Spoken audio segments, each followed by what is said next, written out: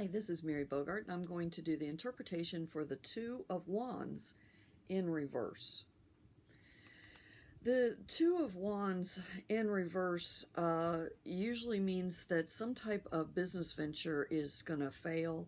It's going to go bankrupt. It's going to have to be dissolved. It's just not really working out.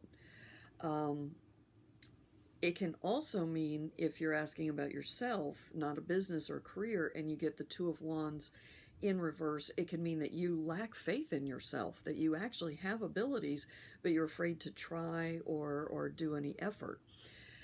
If you ask about a relationship and the Two of Wands pops up, a lot of times you have somebody that is overly arrogant or refuses to see the real value in something. This pops up for me a lot of times when I'm doing readings for my real estate clients. And they'll be like, well, how's my career going? And I'll pull the Two of Wands in reverse. And I'm like, you've got somebody that just won't negotiate on their house price. Like, they really think it's worth more than it is. And every single time they'll start laughing, they'll go, I just had to fire that client. They really won't see reason.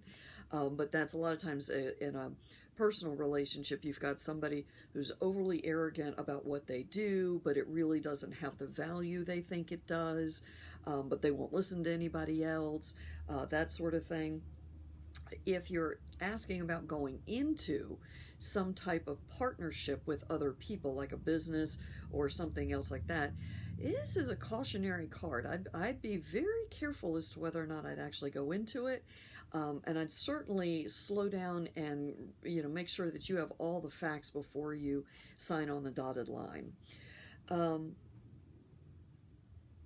final thing this can mean is if you're going on a trip, you may want to make sure you have the insurance because you might wind up needing it, like getting sick, or your trip winds up being canceled halfway through and you need to scramble around. If you don't have the insurance, you might not be able to afford to get a last minute flight to wherever you need, that sort of stuff.